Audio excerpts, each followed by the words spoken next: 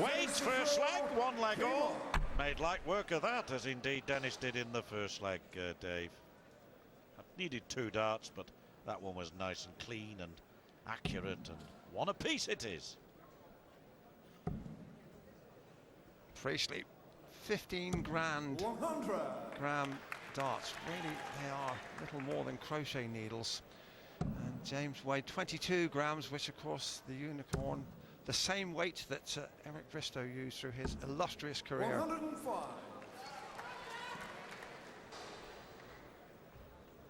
There is the left-handed release of James Wade.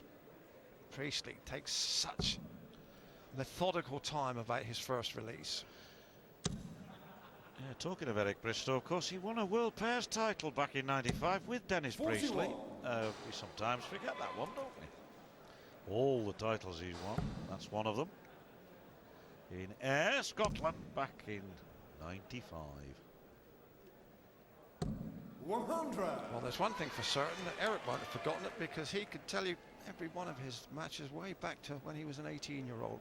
The man has a memory like an elephant. I thought you were going to say way back to the 18th century then. Well, not quite.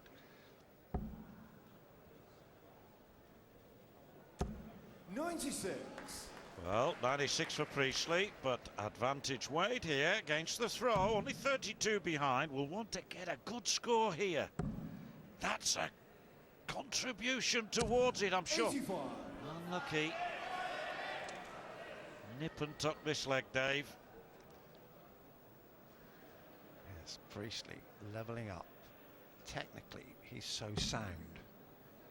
Temperamentally, he's excellent. And one thing for certain, he never knows when he's beaten.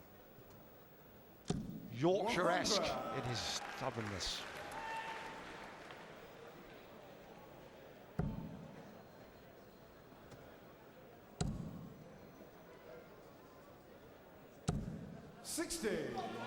Yes, Mexborough magnificent from Priestley. It's unfussy. You get what you see, and you see what you get. Sometimes from this man, sheer brilliance. Not too happy about these darts, so I'm certain Priestley came back up, tidied up, but Wade could finish on 151. These 2 big trebles, starting with treble 20. Should stay there, really, and then perhaps have a sniff at 13s, but lots of options. 65.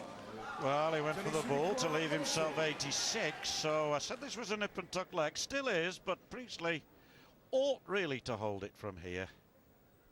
Got to go out here though. Wade 86 threatens.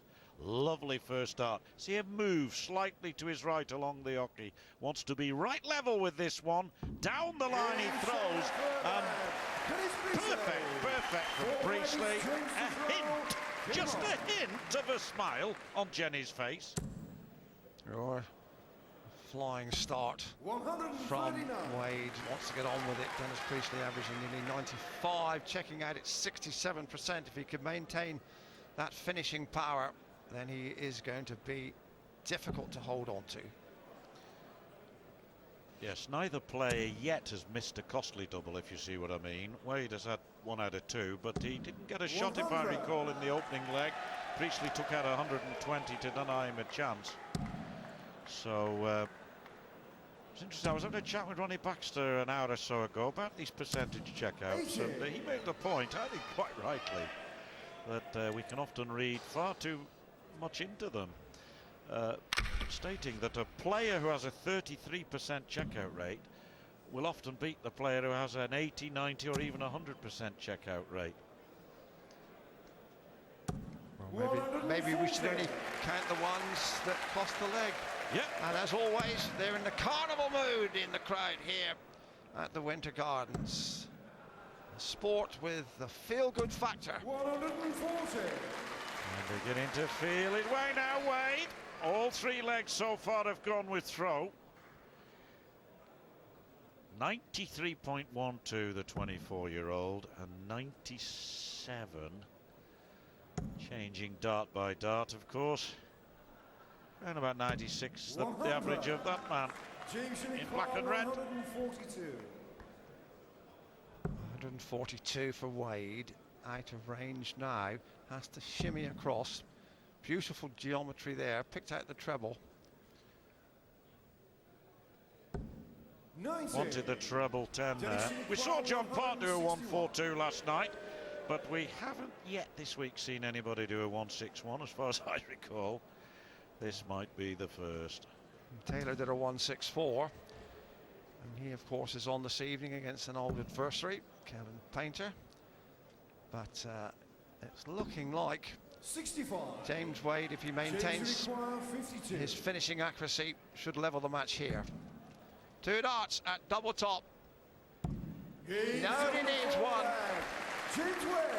Well, both players firing well here at the double. They're scoring satisfactorily, but finishing superbly. And this is already a very high-quality contest. 96-92. And their identical checkout success rate, 67%, which is high.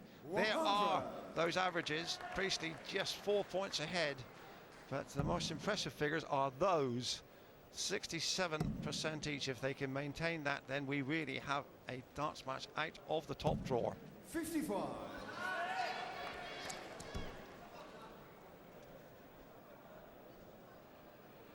Well, talking of high checkouts, the highest we've had is 167. It was Alan Warren a little in his defeat against John Part in the first round.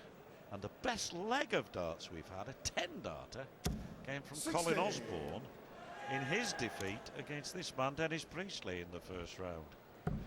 That's the wonder of darts. Even the losers are winners. Yes, we don't give awards. We're not like the local league that has the highest checkout prize and the least darts award. Well, this is developing into an important leg here. Neither player would be anxious to go into the break a leg down, but it is a tight call. More, Yes. more 55. Go on, Sylvester. Well, there's a character that comes in different costume every day. He must keep the local theatrical costumiers in 60. business. I noticed Tweety Pats kept his distance.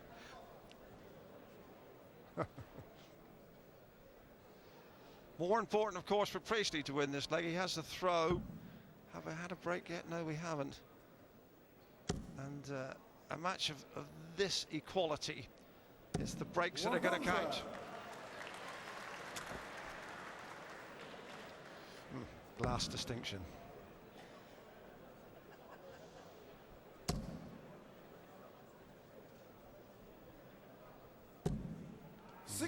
Well, they lined them up nicely. A little unlucky there not to improve his score. 2-all, 186, 186. They say in the pub, a pint for the marker. If scores are all level like that.